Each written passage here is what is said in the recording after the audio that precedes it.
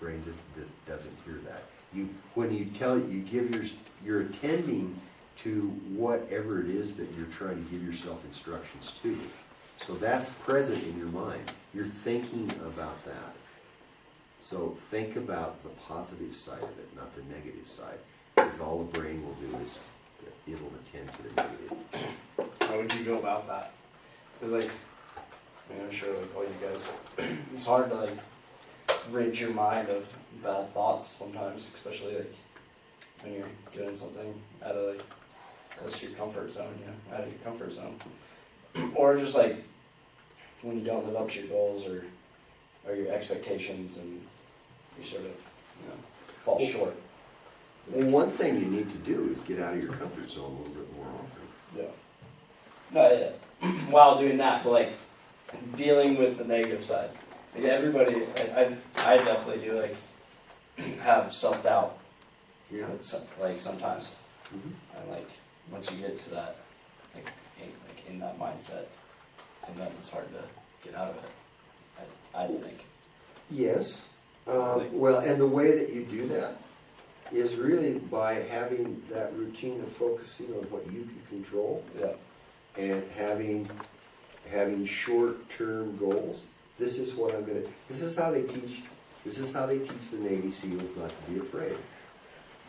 Goals. They teach short-term goals. Just focus on getting to this part. So use downhill for an example. Okay, there's a really difficult part of the course, and it's 3/4 of the way down the course, and you have a little trepidation about that, and you think about it 3/4 of the way down the course, or the first half of the course. You think about this thing that's coming. Okay, well, you can't do anything about it until you're there. So you spend half the course not thinking about that part of the course, not skiing that part of the course quickly. So you're already behind when you get to the trepidation part. So what you have to do is make sure you have a really good plan for dealing with that and dealing with it. Deal with this part up here. So what I'm talking about, ski in the moment. Yeah. Don't think about that part until you get there and do it. And be confident. You got to build your confidence that you have the ability and you have the plan to deal with that piece. Okay. That makes sense? Yeah. It does. In the moment, deal with what you're dealing with right now. That's going to come. You're going to get there. And whatever's going to happen is going to happen. But what's going to happen is if you're focused and confident that you've got the skills to deal with, you're gonna deal with it. Okay? Yeah. No, that makes sense. Anybody else? Okay. So some of the things, if you don't meditate, it really is it's a great thing for clearing the mind and for focusing the mind. Yoga is really good. We talked about everybody having an ideal performance state. One of the ways that, and you're not often in an ideal performance state, but you have one. And there's just ways to identify it. You have a preferred way of thinking about things. You have a preferred energy state. You have all those kind of things where it works the best. One of the ways to do that, a good way to identify that, is think about a really good performance. Think about a really good run, really good race. And think through all these pieces and modalities about what worked there. And think about a couple of them. And look for commonalities. And then think about it. Think about the one time you was shitty, you did terrible. You think about it and compare that to your good ones and try to do the good ones and eliminate the bad ones.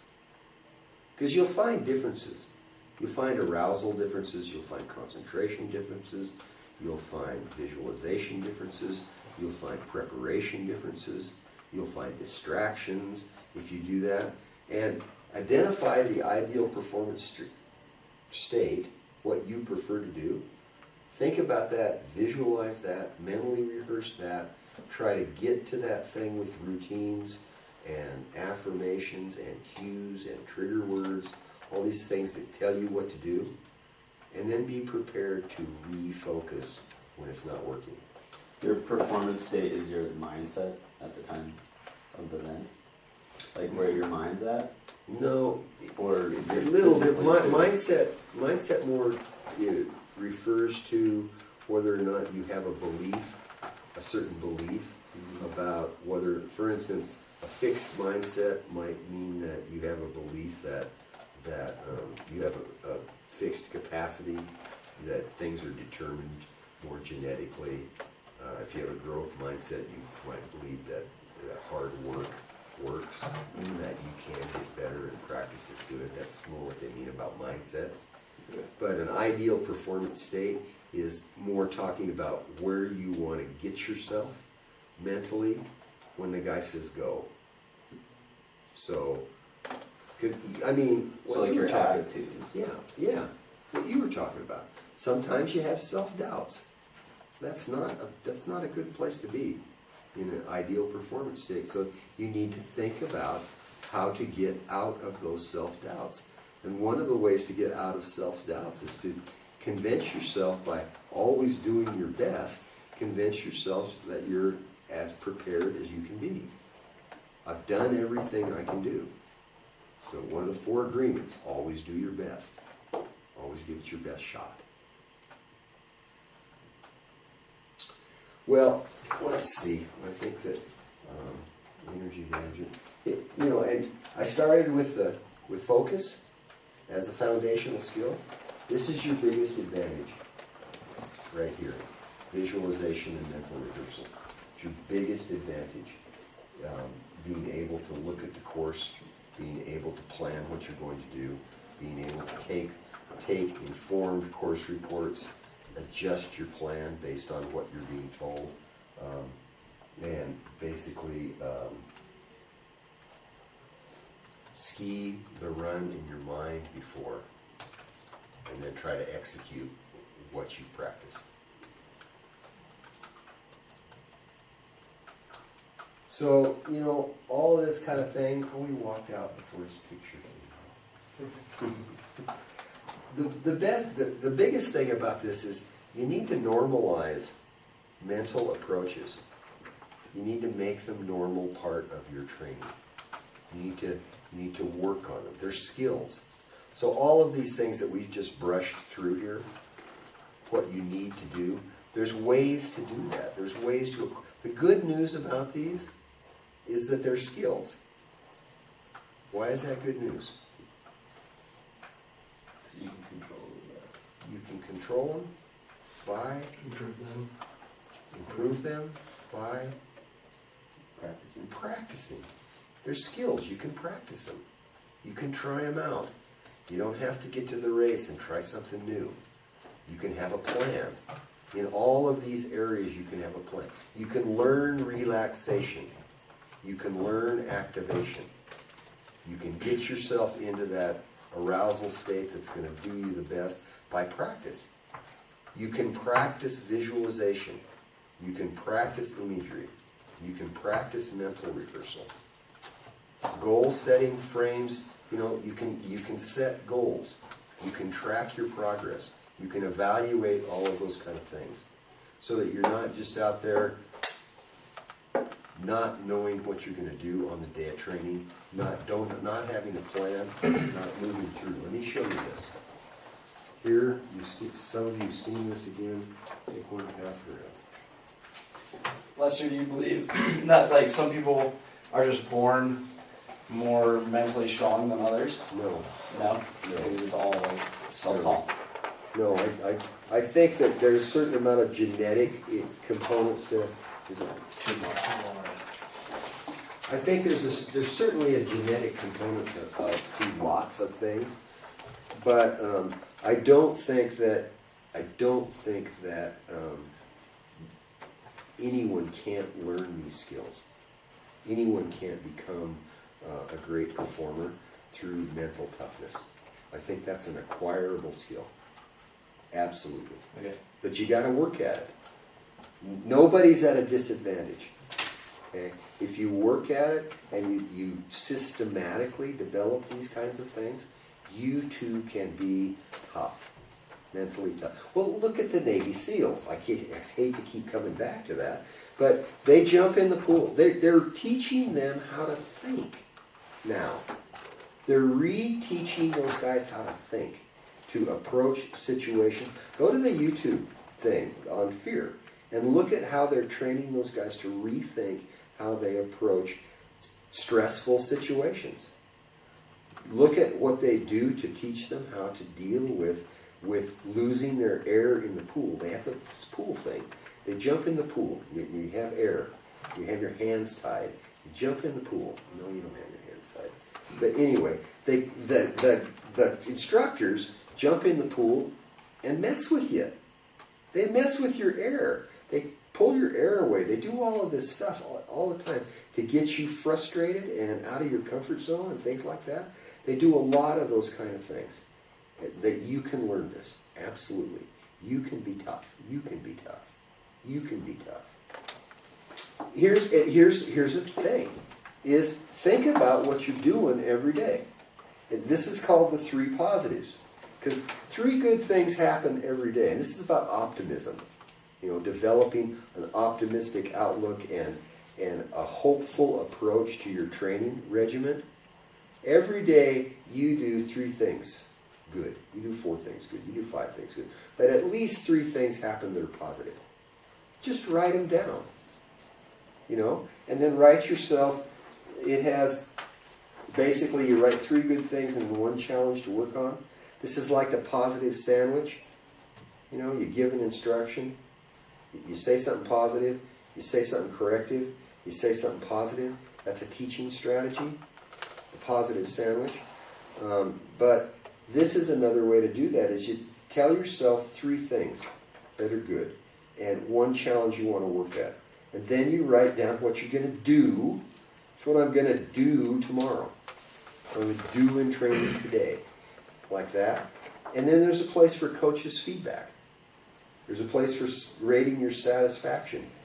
And I'll say this, you know, if the only thing that you accomplish in a day is that you can say, I did my best, that's it.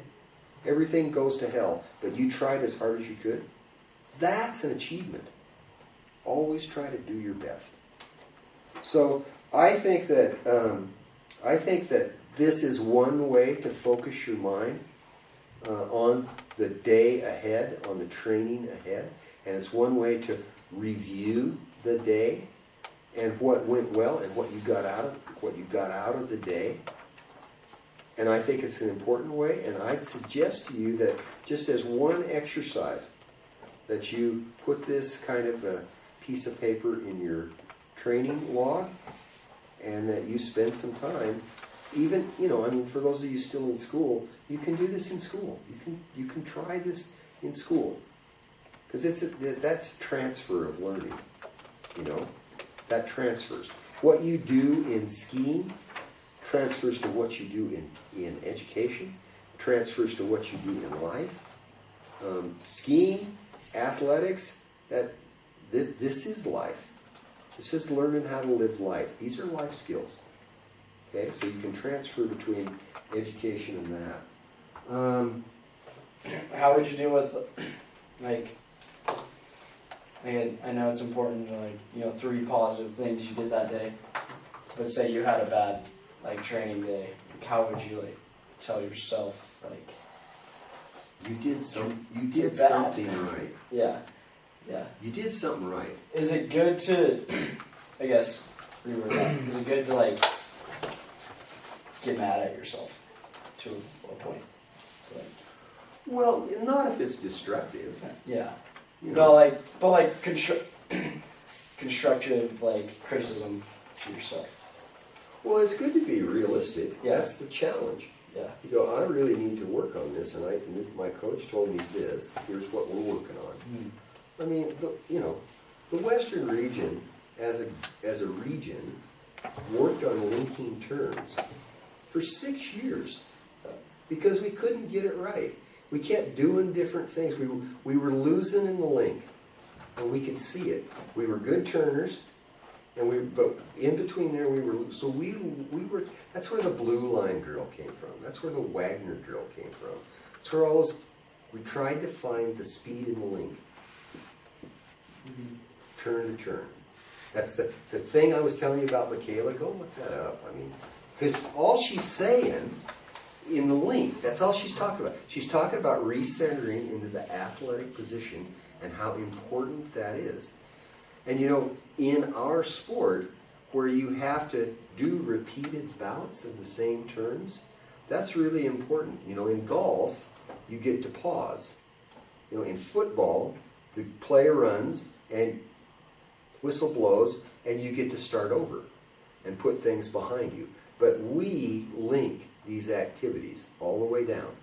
So what we have to be able to do is come to a place and keep going down, not dwelling on back, keep going down. Keep recentering our attention